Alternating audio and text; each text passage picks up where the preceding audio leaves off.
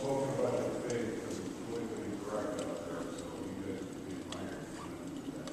I'm an owner of a small business, and in the last dozen years, every year my health insurance costs for my employees, I provide health insurance to about 6 employees, it's gone up 15, 20, 25%, 30% every single year. This is a real problem. In my opinion, our health care system is broken. Now, I can't continue to do that, and I certainly can't charge my clients that much more in my fees every year to cover that. So the Democrats are trying to do something to fix it. Now, I'm as cynical as anybody else about the government stepping in and taking over everything. But I'm also cynical about insurance companies making billions of dollars a year as middlemen, taking that money out of the healthcare system when we're paying these big premiums. What specifically would you recommend to fix what I think is a broken system? Yeah, real quickly, I do think Senator Law's really hit on what we need to address. One thing that really frustrates me is when we hear Rahm Emanuel, former congressman here, who's directing much of the agenda right now, say, we can't waste a good crisis. So let's take this crisis and make it as big as we possibly can. I absolutely agree with you with the crisis that small business is facing. My family has a funeral home in Wheaton, and I feel the crisis for them, the weight of providing health care to people who work there. So this is something that needs to be addressed. The problem with the current direction and the bill that was passed, the Nancy Pelosi bill that our congressman supported, also the Reid bill over in the Senate that was passed, the big problem on both of those is that they don't address what I think is the fundamental problem is healthcare cost. And I think most of you would agree, especially those of you who are a little bit older, remember back when, you know what, it wasn't that expensive to go into the hospital. And doctors used to come to your house and provide healthcare coverage at your house and pay them $10 as they left, or $20 or whatever. Maybe even just give them a loaf of bread or some food. And that was something that, you know, doctors did. Now it's been completely lost. And I agree with you too, the loss of perspective and abuse that is happening out there. But I think it can be taken care of on a couple different fronts. One is recognizing a real cost, which is the high cost of out-of-control jury verdicts that we've had here in Illinois. We address that as in the minority I mentioned, and as Chris alluded to, I was Republican spokesperson on the Judiciary Committee when I was in the House, and was the Republican chief sponsor of medical malpractice reform, keeping good doctors here. It was tort reform, passed against the vigorous opposition of the trial lawyers, who were the biggest funders of Democrats. It passed against over their objections through the House, through the Senate, signed by the governor. And we're seeing it really lower the cost of health care, a little bit in medical malpractice insurance. But what a bigger part of it is, and you can all understand this, it gets back to common sense. When you have a system of defensive medicine, because every doctor is walking on eggshells, thinking, you know, is this patient going to be the one that sees me as their lottery ticket? If I happen to injure them, or if they claim I injured them, this is their ticket to a free and easy life and early retirement. And so, since I'm always, that fear is out there, they think, you know what, I know 4 tests would tell me what this patient needs, but I'm going to do 10 tests, so I've got a paper trail. So if I am sued, you know, it'll give me an extra argument in front of the jury. So they do 10 tests. Well, you know, I all know that costs money. We pay for it. And so if we can lower the jury verdicts, but also lower the defensive medicine, get our doctors back to the point where it's not insurance companies telling them how to practice medicine, it's not government telling them how to practice medicine, it's their own training, it's their own medical schools that are helping them know how to practice medicine. So that's really what I'm fighting for. I think the other key piece to that cost side of it is opening up the system. It doesn't make any sense to me when you go into the hospital and one person gets an aspirin and they pay $2 for it. Another person goes in and gets the same aspirin, they pay $10 for it. Another person goes in and gets the same aspirin, pay $40 for it.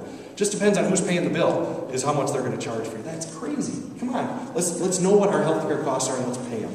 And then let's open up the system to real competition and allow small business to be able to pool their resources so small businesses can have the same benefits that large businesses have of being able to have the affordability. There's ways we can address this without throwing out the entire system. Our congressmen right now, people out in Washington, D.C., are using the crisis to bring in a dramatic change to our quality of life. I talk to people, 80% of the people actually like their doctor, like the coverage they get, like to be able to go in when they've got a problem and be seen now rather than 6 months from now or 18 months from now. And they're using this crisis, which is absolutely a crisis, to throw out an entire system rather than going after how do we address healthcare costs. So that's really what I want to do. is fight for that real kind of change. I know it can be done. One last thing, too. An example of big government taking over something. We see Amtrak. And for every person that wants to ride on Amtrak, we would be much better off as a country to buy each of those individuals first-class plane tickets to fly them where they want to go rather than run Amtrak, because we lose so much money for every single person that rides on Amtrak. Billions of dollars are thrown away on Amtrak each year because of the inability of government to be able to run that. We see it in the Postal Service, too, where we have to subsidize the Postal Service in order for them to keep their monopoly and compete, push away competitors that would want to come in and do that. Same thing with healthcare.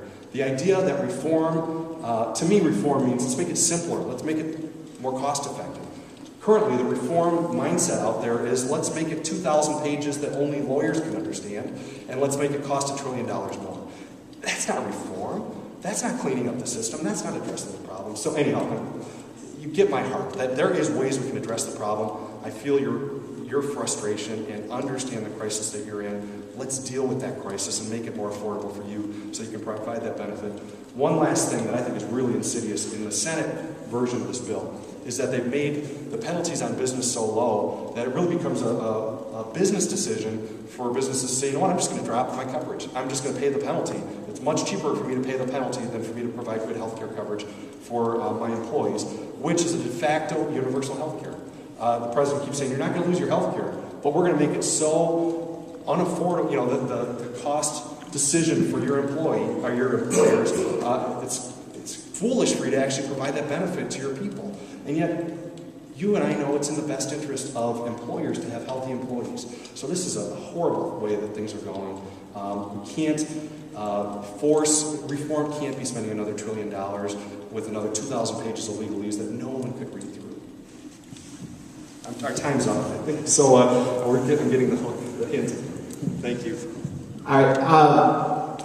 I'm going to cut us off here. Our time is past 9:30, our regular scheduled time for Men of God. I'm sure our candidates here will be glad to stick around for a little bit longer and to answer any questions that you might have.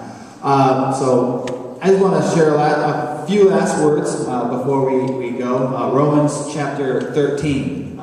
It talks about our governing authority, and it says they're appointed by God to do good. But I want to point out something to you that is different today than was different in the New Testament world. And that is, we, as the people of the United States, we participate in government, don't we?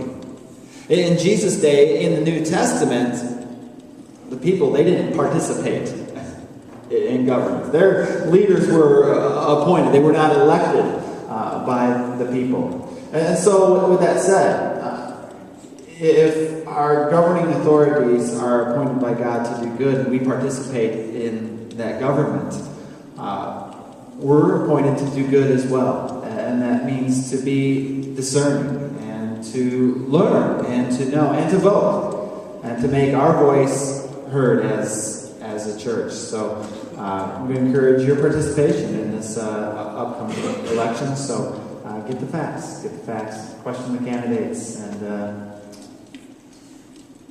be God's voice in this world.